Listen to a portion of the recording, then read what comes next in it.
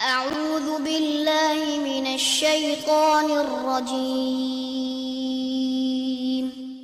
بسم الله الرحمن الرحيم الحمد للہ رب العالمین والصلاة والسلام علی نبینا محمد وعلی آلہ وصحبہ اجمعین اما بعد۔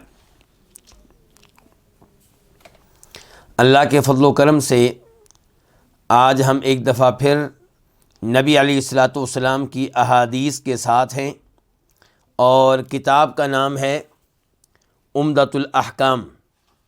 عمدۃ الاحکام یہ امام عبد الغنی بن عبد الواحد المقدسی کی کتاب ہے، جو 600 ہجری میں فوت ہوئے ہیں، 600 ہجری میں فوت ہوئے ہیں۔ اور ان کے مشائخ میں سے ایک بڑا نام شیخ عبد القادر جیلانی رحمہ اللہ کا ہے۔ شیخ عبد القادر جیلانی رحمہ اللہ ہمارے یہ جو امام ہیں ان کے مشائخ میں سے ہیں، ان کے اساتذہ میں سے ہیں۔ عمدۃ الاحکام کا موضوع کیا ہے؟ مجھے امید ہے کہ آپ سب یہ اچھی طرح جان چکے ہوں گے کہ اس میں صحیح بخاری اور صحیح مسلم کی احادیث ہیں۔ ابو داؤد شریف کی احادیث اس میں نہیں ملیں گی، نسائی، ترمذی، ابن ماجہ، دیگر کتب کی احادیث نہیں ملیں گی۔ بخاری مسلم کی وہ احادیث ملیں گی جن کا تعلق احکام سے ہے، نماز روزے سے ہے، وضو اور حج کے طریقے سے ہے، عمرے کے طریقے سے ہے، بیع کون سی حلال ہے کون سی حرام ہے، ایسے امور سے تعلق ہے ان احادیث کا، اس لیے نام کیا؟ عمدۃ الاحکام۔ تو اللہ کے فضل و کرم سے اب تک ہم 115 احادیث پڑھ چکے ہیں۔ اللہ رب العزت ہمارا تعلق احادیث کے ساتھ مضبوط بنائے اور زندگی کی آخری سانسوں تک یہ تعلق قائم و دائم رہے۔ آج حدیث نمبر 116 پڑھیں گے، 116، اور اس میں تذکرہ ہو رہا ہے تشہد کا۔ تشہد سے تعلق رکھنے والی یہ حدیث ہے۔ راوی ہیں اس کے عبداللہ بن مسعود رضی اللہ تعالی عنہ، مشہور و معروف صحابی ہیں، قرآن کی تلاوت میں اور احادیث بیان کرنے میں ایک نمایاں مقام رکھتے ہیں۔ یہی عبداللہ بن مسعود ہیں رضی اللہ تعالی عنہ، جو ایک دفعہ کسی درخت پہ چڑھے ہوئے تھے اور مسواک بنانا چاہ رہے تھے، اور تیز ہوا چل رہی تھی، ٹہنی حرکت کر رہی تھی۔ عبداللہ بن مسعود رضی اللہ تعالیٰ عنہ کے جو جسم تھا وہ کافی کمزور تھا، کافی نحیف تھے، تو ان کی ٹانگیں بھی حرکت کر رہی تھی۔ صحابہ کرام یہ صورتحال دیکھ کر مسکرائے، تو نبی علیہ الصلوۃ والسلام نے پوچھا کیوں مسکرا رہے ہو؟ تو صحابہ کرام کہنے لگے اللہ کے رسول علیہ الصلوۃ والسلام، آپ دیکھتے نہیں عبداللہ بن مسعود کی ٹانگوں کی طرف، پنڈلیوں کی طرف؟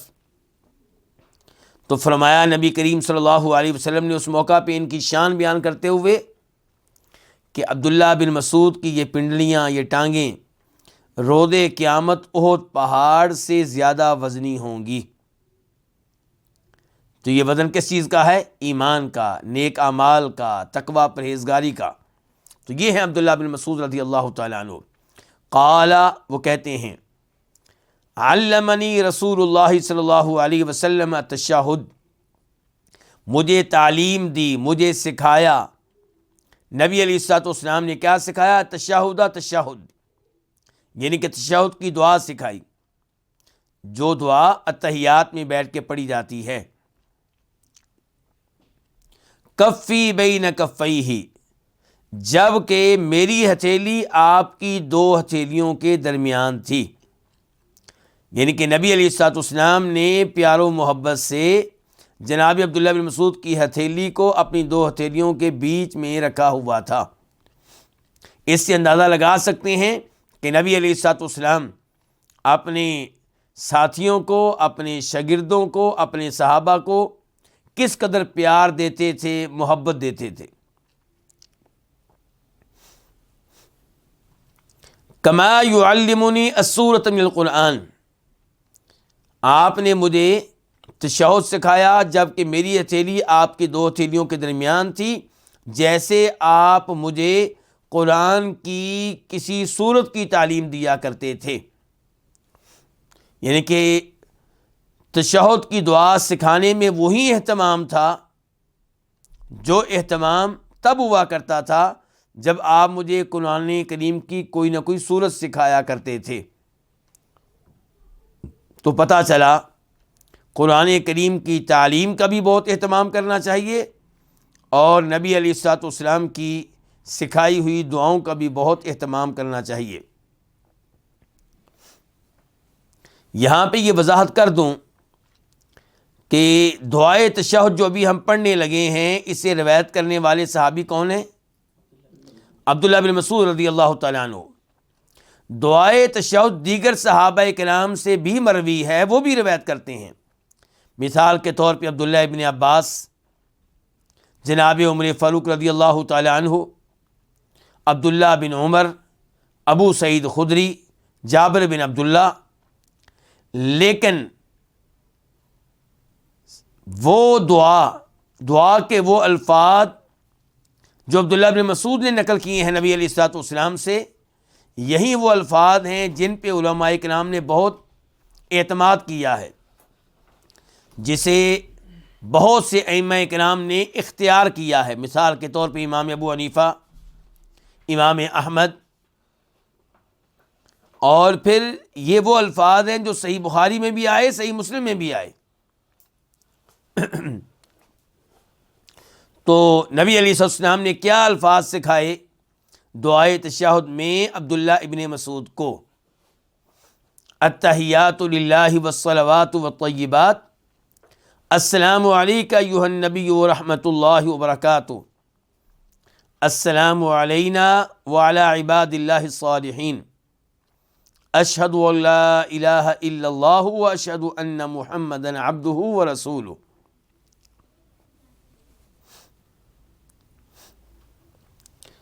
دعا کا ترجمہ کچھ یوں ہے کہ التحیات للہ،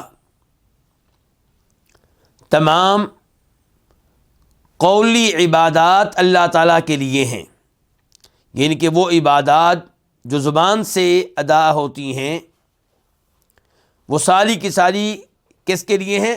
اللہ تعالیٰ کے لیے، ان کا حقدار ایک اللہ رب العزت ہے۔ التحیات، التحیۃ کی جمع ہے۔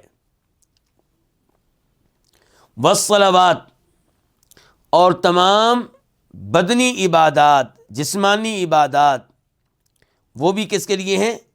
اللہ تعالیٰ کے لیے ہیں۔ والطیبات، اور تمام مالی عبادات بھی اللہ رب العزت کے لیے ہیں۔ الطیبات، الطیبہ تو کی جمع ہے، پاکیزہ مال، پاکیزہ رزق۔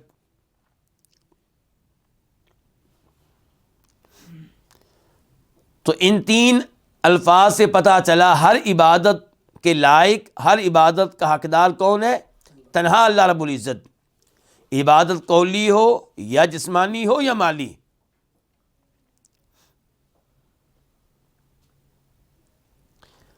السلام علیک ایھا النبی ورحمۃ اللہ وبرکاتہ، آپ پہ سلامتی ہو اے نبی، اور اللہ کی رحمت ہو، وبرکاتہ، اور اللہ کی برکتیں ہوں۔ السلام علینا، ہم پہ سلامتی نازل ہو، وعلی عباد اللہ الصالحین، اور اللہ کے نیک بندوں پہ، یعنی کہ اور اللہ کے نیک بندوں پہ بھی سلامتی نازل ہو۔ الصالحین صفت ہے کس کی؟ عباد کی۔ اشہد ان لا الہ الا اللہ، میں شہادت دیتا ہوں، میں گواہی دیتا ہوں کہ اللہ کے علاوہ کوئی عبادت کے لائق نہیں ہے۔ لائق کس کا معنی ہے؟ اصل میں یوں ہے، لا الہ حق، لا کی خبر ہے حق، تو اسی ترجمہ کیا کرتے ہیں؟ میں گواہی دیتا ہوں کہ اللہ کے علاوہ کوئی عبادت کا حقدار نہیں ہے، یا کوئی عبادت کے لائق نہیں ہے۔ اور میں گواہی دیتا ہوں کہ جناب محمد صلی اللہ علیہ وسلم عبدہ، اللہ کے بندے ہیں، وہ رسولہ، اور اللہ کے رسول ہیں۔ اس حدیث کو روایت کیا امام بخاری نے، نمبر ہے 831، 831، اور امام مسلم نے، اور نمبر ہے 402، 402۔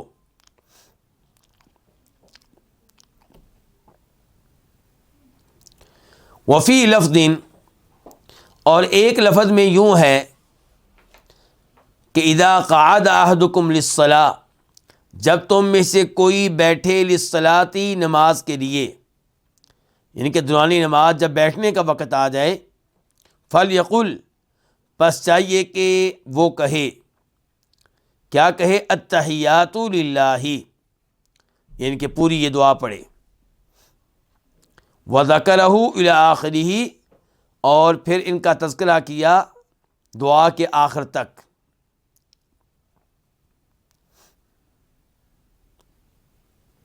وفیہ، اور ان الفاظ میں یہ بھی آیا ہے، اس حدیث کی روایات میں یہ بھی آیا ہے، فَإِنَّكُمْ إِذَا فَعَلْتُمْ ذَلِكَ، بے شک تم جب یہ کام کر دو گے۔ کون سا کام؟ یہ دعا اس انداز سے پڑھو گے، یعنی کہ یہ الفاظ بھی کہو گے کہ سلامتی ہمارے اوپر بھی ہو اور اللہ کے نیک بندوں پہ بھی ہو۔ جب تم یہ الفاظ کہہ دو گے، فقد سلمتم علی کل عبد صالح فی السماء والارض، تو پھر یقیناً تم نے سلام پیش کر دیا ہر نیک بندے پہ، آسمانوں میں اور زمین میں، یعنی کہ آسمان و زمین میں پائے جانے والے ہر بندے پہ تم نے سلام پڑھ دیا جب تم یہ والے الفاظ پڑھو گے جو نبی علیہ الصلوۃ والسلام نے سکھائے ہیں۔ وفیہ، اور اس حدیث میں یہ الفاظ بھی آئے ہیں، فَلْيَتَخَيَّرْ مِنَ الْمَسْأَلَةِ مَا شَاءَ، پس چاہیے کہ وہ اختیار کرے، ما شاء، جو چاہے، من المسئلتی، سوال میں سے، دعا میں سے، مانگنے میں سے، یعنی کہ اب جو چاہیں وہ دعا کریں، جو مانگنا چاہیں اللہ تعالیٰ سے مانگیں۔ یہ الفاظ جو بعد میں پڑھے گئے انہیں امام بخاری نے روایت کیا، اور نمبر ہے 1202، 1202۔ اور ایک اور جگہ پہ بھی یہ روایت آئی، اور وہاں پہ نمبر ہے بخاری کی حدیث کا 6230، 6230، اور امام مسلم نے بھی اس کو روایت کیا ہے، تو وہاں پہ نمبر ہے 402، 402۔ بڑی عظیم حدیث ہم نے پڑھی ہے، اور اس میں بہت سے مسائل ہیں، میں آپ کی توجہ چاہوں گا۔ بہت سے مسائل ہیں جن کا تذکرہ ہوگا اس حدیث کے اعتبار سے۔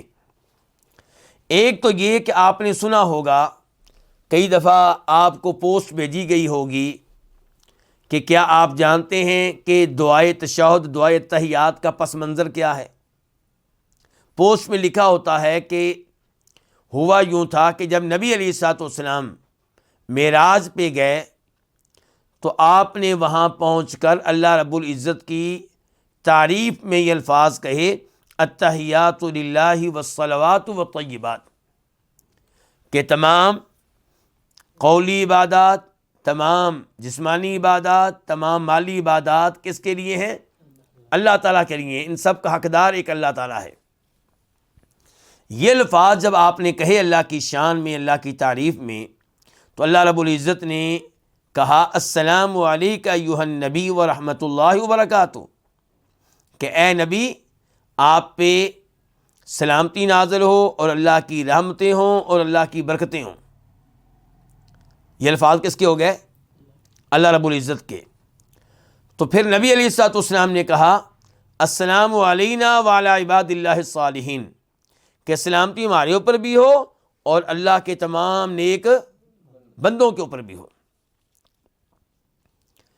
پھر نمبر آیا کس کا؟ جبریل علیہ السلام کا، انہوں نے کہا اشہد اللہ الہ الا اللہ، میں شہادت دیتا ہوں، میں گواہی دیتا ہوں کہ اللہ کے علاوہ کوئی معبود نہیں، اور میں یہ گواہی بھی دیتا ہوں کہ جناب محمد اللہ کے بندے اور اللہ کے رسول ہیں۔ بظاہر یہ پوسٹ بڑی پیاری لگتی ہے، بڑی اچھی لگتی ہے، اور ایسی پوسٹیں پڑھ کر مزہ بھی بڑا آتا ہے، لیکن کیا یہ چیز ثابت ہے؟ بالکل بھی نہیں، اس کا کوئی ثبوت نہیں ملتا، کسی حدیث سے، کسی سند سے یہ چیز ثابت نہیں ہے، ایسی کوئی روایت معتبر کتب میں سرے سے موجود ہی نہیں ہے۔ اس لیے ایسی پوسٹیں شیئر کرنا بھی جرم، اور ایسی پوسٹوں پہ اعتماد کرنا بھی غلط۔ اسی لیے ہم کہتے ہیں کہ آپ دین کے علم کو وقت دیں اور دھیان سے دینی بات بیان کریں، کیونکہ خطرہ بہت زیادہ ہے۔ آپ دین کی طرف جو بات منسوب کریں گے، گویا کہ وہ بات آپ نے منسوب کی ہے اللہ کی طرف یا اللہ کے رسول کی طرف، کیونکہ دین تو ان کا ہے۔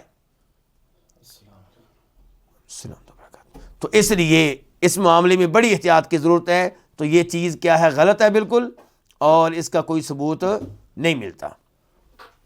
ایک بات تو یہ ہو گئی۔ دوسرے نمبر پہ السلام علیکم ایھا النبی ورحمۃ اللہ وبرکاتہ، اے نبی آپ پہ سلامتی نازل ہو۔ عام طور پہ وہ لوگ جو قبر پرست ہیں، جن کا دل مزاروں پہ لگتا ہے، وہ اذان سے پہلے یہ پڑھتے ہیں السلام علیکم ایھا النبی، یا السلام علیکم یا رسول اللہ، یا السلام علیکم یا حبیب اللہ، اور دیگر اوقات میں بھی وہ ایسے الفاظ پڑھتے ہیں، ان کے سلام پڑھتے ہوئے مخاطب کرتے ہیں کس کو؟ نبی صلی اللہ علیہ وسلم کو۔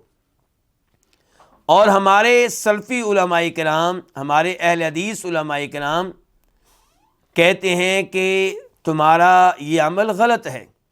ایک تو اذان سے پہلے درود و سلام پڑھنا، یہ دین میں اضافہ ہے۔ نبی علیہ السلام کے زمانے میں اذان اللہ اکبر سے شروع ہوتی تھی، اعوذ باللہ یا بسم اللہ یا اللہ یا کسی اور کلمے سے شروع نہیں ہوتی تھی۔ دوسرے نمبر پہ نبی علیہ السلام کو سلام پڑھتے ہوئے مخاطب کرنا، اس کے اوپر اعتراض ہے۔ تو ہمارے وہ بھائی کہتے ہیں کہ اتحیات میں بھی تو موجود ہے،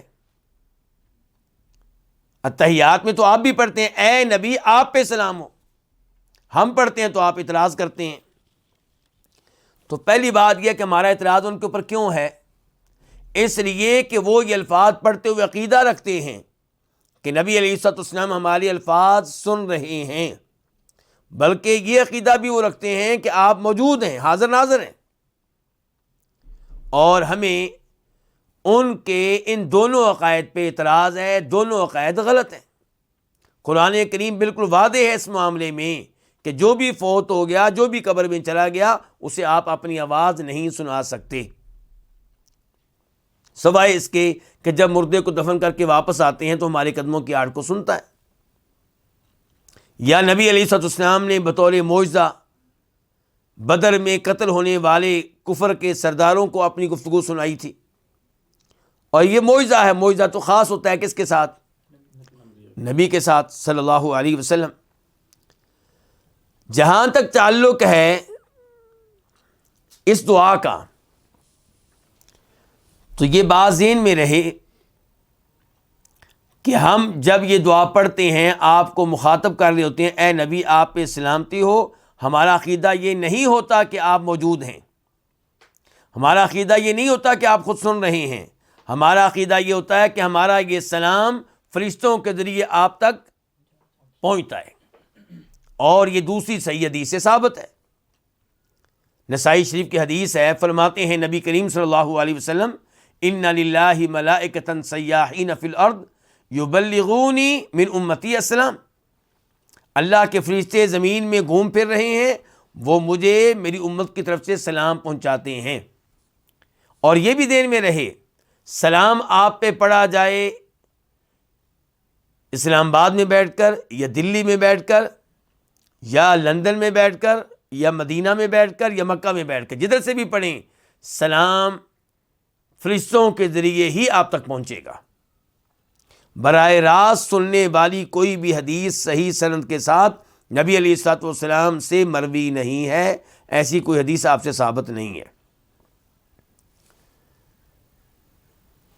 تو ہم مخاطب کیوں کرتے ہیں کہ ہمارا یہ پیغام آپ تک پہنچ جائے گا، اے نبی آپ پہ سلامتی ہو، فرشتے یہ پیغام ہمارا پہنچا دیں گے، اس لیے ہم مخاطب کرتے ہیں۔ اور ہمارا یہ عقیدہ کتنا درست ہے اس کا اندازہ آپ بخاری شریف کی ایک روایت سے کر سکتے ہیں۔ اس روایت پہ ذرا توجہ دیجیے گا، بخاری شریف میں اس کا نمبر ہے 6265 6265، اور راوی وہاں پہ بھی عبداللہ بن مسعود ہے۔ یہاں جو ہم دعا پڑھ رہے ہیں دعائے تشہد، اس کے راوی کون ہیں؟ جی ہاں، تو وہاں پہ یہی حدیث ہے۔ عبداللہ بن مسعود کہتے ہیں کہ اللہ کے رسول علیہ السلام نے مجھے یہ دعا سکھائی، اور پھر کہتے ہیں کہ ہم یہ دعا یوں ہی پڑھتے تھے وَهُوَ بَيْنَ ظَهْرَانَيْنَا، جب کہ اللہ کے نبی علیہ السلام ہم میں موجود ہوتے تھے۔ فَلَمَّا قُبِضَ، یہ عبداللہ بن مسعود کہہ رہے ہیں، فَلَمَّا قُبِضَ، جب آپ فوت ہوئے تو قُلْنَا، پھر ہم نے کہنا شروع کر دیا السلام یعنی علی النبی صلی اللہ علیہ وسلم، پھر ہم نے السلام علی النبی کہنا شروع کر دیا۔ کیا کہنا شروع کر دیا؟ کہ نبی علیہ الصلوۃ والسلام پہ سلام ہو، یعنی کہ یہ الفاظ ختم کر دیے گئے کہ اے نبی آپ پہ سلام ہو۔ آپ کو سلام پڑھتے ہوئے مخاطب کرنے کے الفاظ چھوڑ دیے گئے، اور یہ کون کہہ رہے ہیں؟ عبداللہ بن مسعود کہہ رہے ہیں، ہم نہیں کہہ رہے۔ روایت کس کتاب کی ہے؟ بخاری کی، بلکہ مسند احمد میں بھی موجود ہے، امام احمد بھی اس کو روایت کرتے ہیں، وہاں پہ اس کا نمبر ہے 3935۔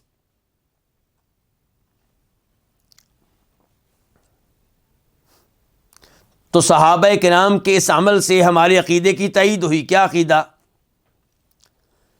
کہ نبی علیہ الصلوۃ والسلام موجود نہیں ہیں، حاضر ناظر نہیں ہیں، اسی لیے آپ کے فوت ہونے کے بعد صحابہ کرام نے دعا کے ان الفاظ میں تبدیلی کر دی۔ پہلے کہتے تھے آپ کی زندگی میں اے نبی آپ پہ سلامتی ہو، اب کہنے لگے نبی علیہ الصلوۃ والسلام پہ سلامتی ہو۔ اس کے باوجود کئی صحابہ کرام نے وہی الفاظ رکھے جو اللہ کے نبی نے سکھائے تھے، اور ہم بھی وہی پڑھتے ہیں جو اللہ کے نبی نے سکھائے تھے صلی اللہ علیہ وسلم، لیکن عقیدہ ہمارا درست ہے۔ عقیدہ یہ ہے کہ آپ فوت ہو چکے، دنیا سے جا چکے، اور ہمارا سلام فرشتوں کے ذریعے آپ تک پہنچتا ہے۔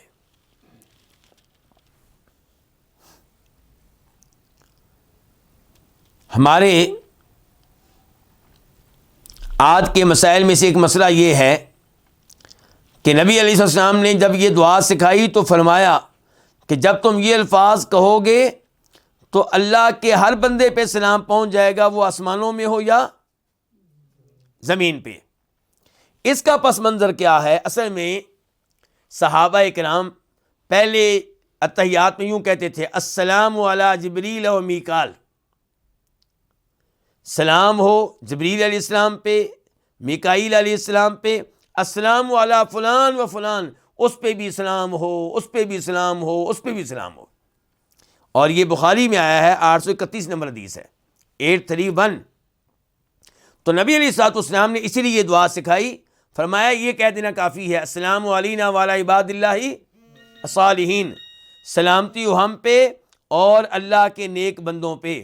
فرمایا جب یہ الفاظ کہو گے اللہ کے ہر بندے تک تمہارا سلام خود ہی پہنچ جائے گا، یعنی کہ کسی کا خاص نام لینے کی ضرورت نہیں ہے، سارے فرشتے اس میں آ جائیں گے، سارے نیک انسان اس میں آ جائیں گے، بلکہ جن بھی اس میں آ جائیں گے۔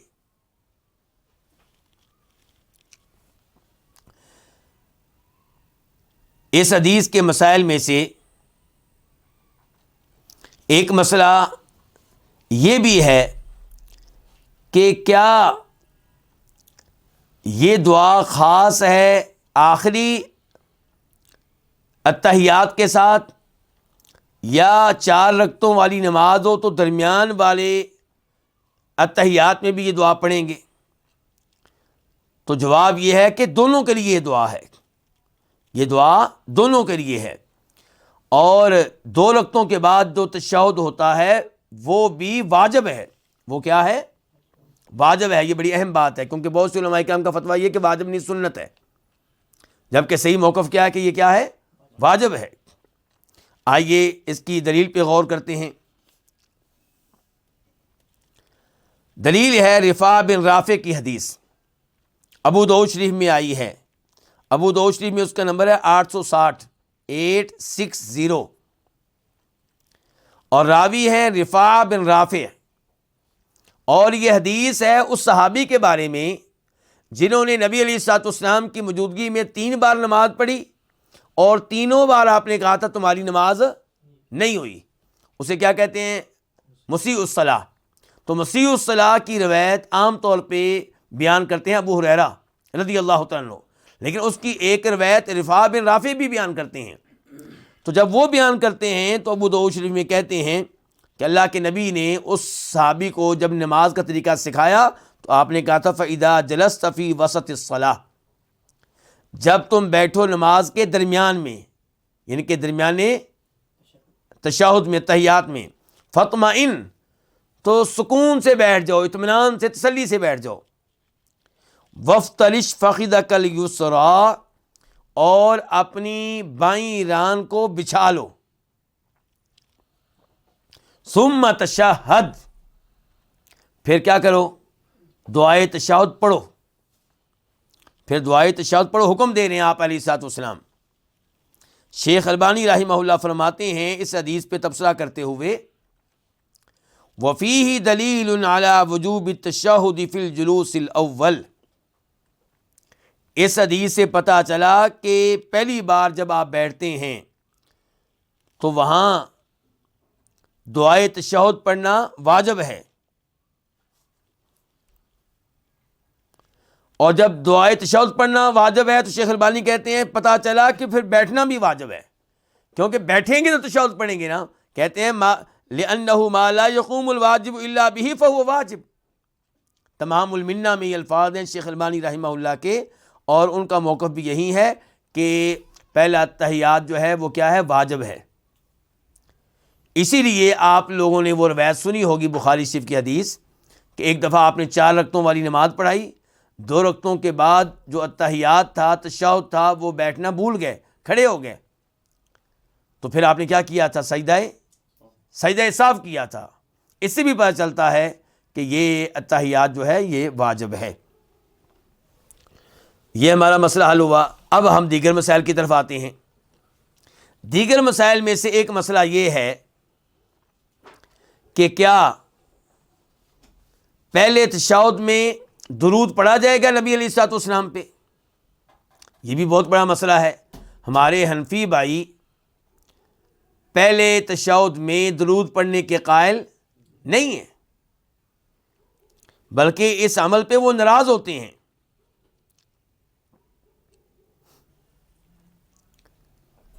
اور اس معاملے میں ایک روایت بھی بیان کی جاتی ہے۔ یہ روایت کیا ہے؟ یہ ابو داؤد شریف کی روایت ہے، نمبر ہے اس کا 995 995۔ عبداللہ بن مسعود کہتے ہیں نبی علیہ الصلوۃ والسلام کے بارے میں کہ کان فی الرکعتین الاولیین کأنہ علی الردف، آپ پہلی 2 رکعتوں میں جب بیٹھتے تھے تو اتنی جلدی کرتے تھے گویا کہ آپ گرم پتھر کے اوپر بیٹھے ہوئے ہیں۔ یہ وہ روایت ہے جس کے اوپر حنفی لوگ اعتماد کرتے ہوئے درود شریف پڑھے بغیر، دعائیں پڑھے بغیر پہلے اتحیات سے اٹھنے میں جلدی کرتے ہیں، لیکن یہ روایت ضعیف ہے۔ یہ روایت کیا ہے؟ ضعیف ہے، نبی علیہ الصلوۃ والسلام سے ثابت نہیں ہے۔ اس کے مقابلے میں ہمارے پاس صحیح حدیث ہیں کہ نبی علیہ الصلوۃ والسلام پہلے تشہد میں بھی درود پڑھا کرتے تھے۔ یہ حدیث ہے ہمارے پاس نسائی شریف کی، نمبر ہے 1720 1720۔ سیدہ عائشہ فرماتی ہیں رضی اللہ تعالی عنہا کُنَّا نُعِدُّ لِرَسُولِ اللَّهِ صلی اللہ علیہ وسلم سِوَاكَهُ وَطَهُورَهُ، ہم نبی علیہ الصلوۃ والسلام کے لیے مسواک تیار کیا کرتی تھیں اور وضو کا پانی تیار کیا کرتی تھیں۔ تو اللہ تعالیٰ جب چاہتا رات کو آپ کو اٹھا دیتا، فَيَسْتَاكُ، جب آپ اٹھتے تو کیا کرتے؟ مسواک کرتے، وَيَتَوَضَّأُ، اور وضو کرتے، وَيُصَلِّي 9 رکعات، اور آپ ایک ساتھ کتنی رکعتیں پڑھتے؟ 9۔ کیا درمیان میں سلام پھیرتے تھے؟ صحابی کہتے ہیں نہیں، سیدہ عائشہ کہتی ہیں نہیں، لا یجلس فیہن، ان 9 رکعتوں میں آپ کوئی بھی اتحیات نہیں کرتے تھے، کہیں پہ بھی بیٹھتے نہیں تھے، الا عند الثامنہ، ہاں بیٹھتے تھے 8ویں رکعت کے بعد۔ رکعتیں ٹوٹل کتنی ہیں؟ تو 8ویں رکعت کے بعد بیٹھے ہیں تو یہ کون سا تشہد ہوا؟ یہ پہلا ہوا۔ 8ویں رکعت کے بعد بیٹھتے اور فرماتی ہیں وَيَحْمَدُ اللَّهُ، اللہ کی حمد و ثنا بیان کرتے۔ یہ کیا ہو گیا؟ التحیات للہ، اللہ آپ کو جزائے خیر دے، التحیات للہ ہو گیا۔ وَيُصَلِّي عَلَىٰ نَبِيِّهِ، اور اللہ تعالیٰ کے نبی پہ، ان کے اپنے آپ پہ کیا پڑھتے؟ درود پڑھتے نبی علیہ الصلوۃ والسلام۔ اور اس کے بعد تذکرہ کرتے ہیں وَيَدْعُو، دعا بھی کرتے، وَلَا يُسَلِّمُ تَسْلِيمًا، اور سلام نہ پھیرتے۔ ثُمَّ يُصَلِّي التَّاسِعَةَ، پھر 9ویں رکعت پڑھتے، وَيَقْعُدُ، اور 9ویں رکعت میں بیٹھتے۔ تو یہ حدیث بالکل صحیح ہے۔ اس سے پتہ چلا کہ پہلے اتحیات میں درود پڑھنا بالکل ٹھیک ہے۔ ویسے بھی نبی علیہ الصلوۃ والسلام نے کسی حدیث میں یہ نہیں کہا کہ تم لوگ پہلے اتحیات میں درود نہیں پڑھ سکتے اور آخری میں پڑھنا ہے، ایسا تو کہیں پہ بھی نہیں آیا۔ اس کے برعکس یہ ثابت ہو رہا ہے کہ پہلے اتحیات میں آپ نے درود پڑھا ہے، تو درود پڑھنا بھی ثابت ہو گیا، اور صحیح بات یہ ہے کہ پہلے اتحیات میں دعائیں کرنا بھی ثابت ہیں۔ اس حدیث میں بھی آ گیا، بھی آپ نے حدیث سنی ہے، ایک اور حدیث نوٹ کریں دعا کے تعلق سے۔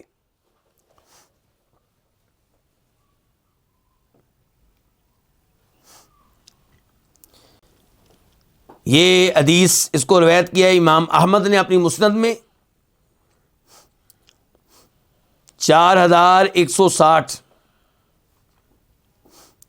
4160، اور امام نسائی نے نمبر ہے 1163 1163، اور راوی یہاں پہ بھی ہیں عبداللہ بن مسعود رضی اللہ تعالی عنہ، کہتے ہیں کہ فرمایا نبی کریم صلی اللہ علیہ وسلم نے اذا قعدتم فی کل رکعتین، جب تم ہر 2 رکعتوں میں بیٹھو گے، یعنی کہ 2 رکعتوں کے بعد بیٹھو گے، فقولوا، تو یہ الفاظ کہو التحیات للہ والصلوات والطیبات، السلام علیک ایھا النبی ورحمۃ اللہ وبرکاتہ، السلام علینا وعلی عباد اللہ الصالحین، اشہد ان لا الہ الا اللہ وحدہ لا شریک لہ واشہد ان محمدا عبدہ ورسولہ۔ فرمایا ثم لیتخیر احدکم من الدعاء اعجبہ الیہ، پھر تم وہ دعا کرو جو دعا تمہیں پسند ہو، یعنی کہ ضروری نہیں کہ آپ وہ دعائیں کریں جو اللہ کے نبی نے سکھائی ہیں صلی اللہ علیہ وسلم، بلکہ فرمایا جو دعا تمہیں پسند ہے وہ کرو۔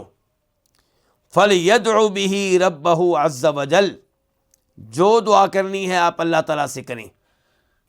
تو اس سے پتہ چلا کہ آخری اتحیات اور پہلے اتحیات دونوں میں دعائے تشہد پڑھیں، التحیات للہ، درود شریف پڑھیں، اور دونوں میں دعائیں کریں۔ یہ ہے صحیح موقف جو نبی علیہ الصلوۃ والسلام کی احادیث سے ثابت ہے۔ اور یہاں پہ میں ایک عبارت آپ کے سامنے رکھنا چاہوں گا شیخ البانی رحمہ اللہ کی، ان کی کتاب الصحیحہ سے، سلسلہ صحیحہ حدیث نمبر 878،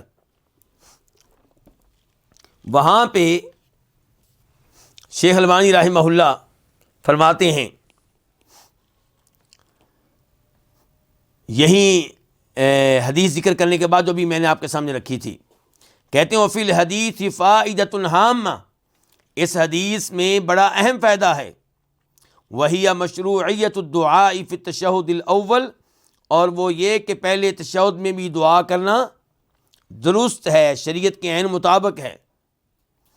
کہتے ہیں وَلَمْ أَرَى مَنْ قَالَ بِهِ مِنَ الْأَئِمَّةِ، لیکن میں نے کسی امام کو نہیں پایا کہ اس نے یہ کہا ہو کہ پہلے تشہد میں دعا کرنی چاہیے، کہتے ہیں سوائے ابن حزم کے، وَالصَّوَابُ مَعَهُ،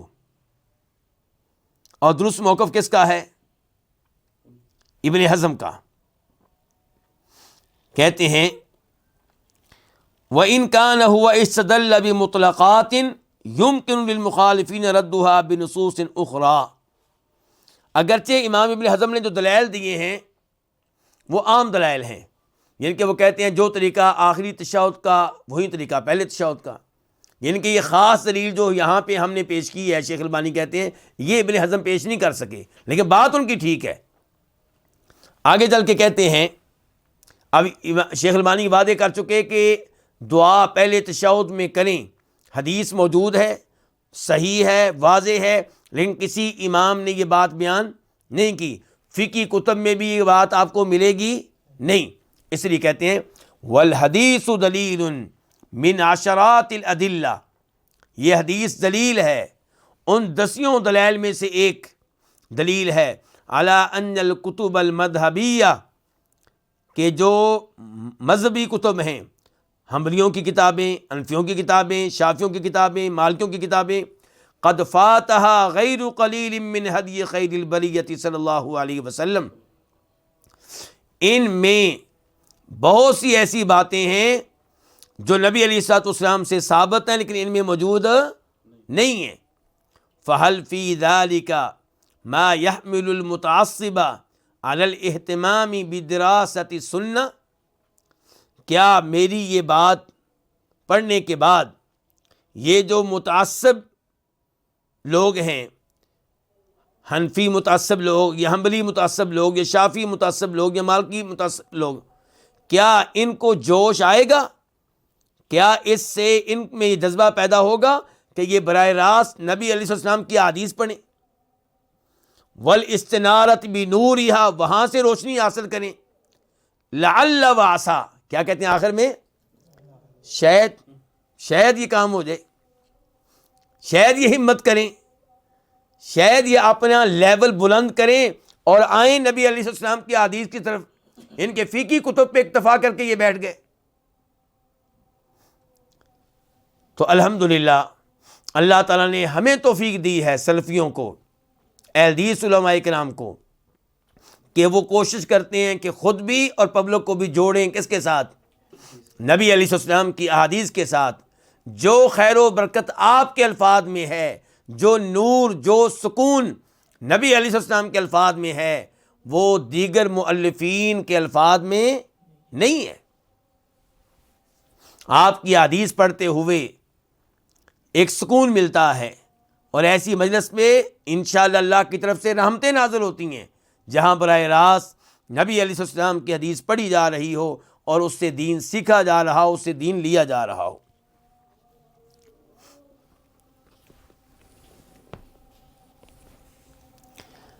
تو اس حدیث سے ہمیں پتہ چلا کہ دعائے تشہد پہلے تحیات میں پڑھی جائے گی، دوسرے میں بھی پڑھی جائے گی، اور پتہ چلا پہلا تشہد واجب ہے بیٹھنا بھی اور یہ دعا پڑھنا بھی، اور یہ پتہ چلا کہ درود شریف پہلے تشہد میں بھی پڑھنا چاہیے جیسے دوسرے تشہد میں پڑھتے ہیں، اور دعائیں بھی کرنی چاہیے پہلے تشہد میں جیسے آخری تشہد میں کرتے ہیں۔ مزید جو فوائد ہیں اس حدیث میں وہ یہ کہ پتہ چلا کہ اللہ کے نیک بندوں کا ہمارے اوپر حق ہے کہ ہم ان کے لیے دعا کریں۔ یہاں پہ آپ نے کیا سکھایا؟ السلام علینا وعلی عباد اللہ الصالحین، تو اللہ کے نیک بندوں کا ہمارے اوپر حق ہے کہ ہم ان کے لیے بھی دعائیں کریں، اور اس میں خوشخبری ہے میرے لیے اور آپ کے لیے کہ میں اور آپ نے بھی فوت ہونا ہے، تو ہمارے بعد ہمارے لیے اہل ایمان دعا کرتے رہیں گے، اور اگر ہم توحید پہ ہوئے اور نیک بندے ہوئے تو یہ دعا ہمیں بھی پہنچے گی، کیونکہ کیا دعا کن کے لیے؟ نیک بندوں کے لیے۔ اور نیکی میں سب سے پہلے کیا آئے گی؟ توحید، پختہ ایمان، اور پھر کبیرہ گناہوں سے دور رہنا، فرائض و واجبات کا اہتمام کرنا۔ تو اگر ہم فرائض و واجبات کا اہتمام کریں، کبیرہ گناہوں سے دور رہیں، تو کتنی بڑی خوشخبری ہے۔ کتنے اہل توحید نماز پڑھتے ہیں اور یہ دعا کرتے ہیں، اس دعا کا فائدہ ان کو بھی پہنچتا ہے جو قبروں میں جا چکے، کل کو ہم بھی جائیں گے۔ تو اس کا مطلب یہ ہے کہ کوشش کریں کہ ہماری موت توحید کے اوپر ہو اور عمل صالح کے اوپر ہو۔